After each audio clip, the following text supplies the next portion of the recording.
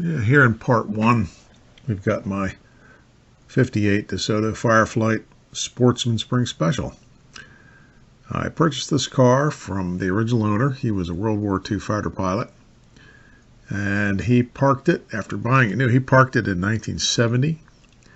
And pretty much everywhere where you see black paint, that was where there really wasn't any more metal left on the car. It was rust.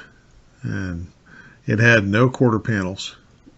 They were rusted. They were gone.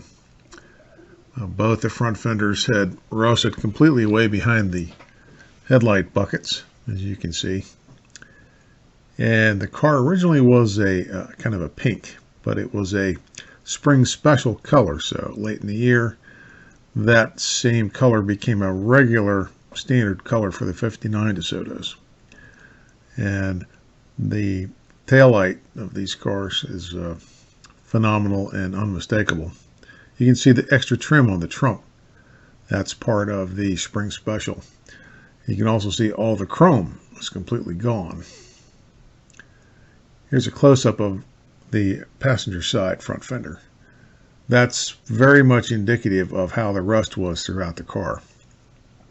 I probably should have passed by this project, but it seemed to me to be something that could be a low-budget fun ride. Everything needed to be redone with this car. And I didn't really have a great amount of money. The budget was rather limited.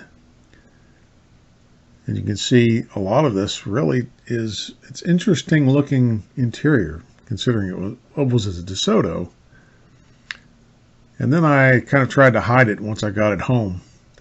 Little by little, kind of testing it to see what color I wanted. And by this time, the Christine movie had come out.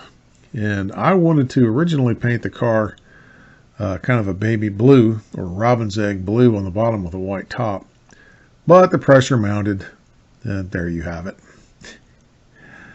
Eventually, I rebuilt that 361. I was going to put a 440 in its place, but something happened where I started to fall in love with the car, and I felt I should keep it more original than not, and it would have been easier to just stick with the push-button torque flight that it had in it. So this was right about the time I put the engine in, and it was in the backyard. But once I got it running, I got it on the road, and you see a little picture of me there, kind of taking a cue from the Christine movie where the poor bugger was adjusting something underneath and his hand got nailed. I loved it. It was a great car. Those front fenders came from a place in South Carolina, which is no longer there, Imperial Motor Parts.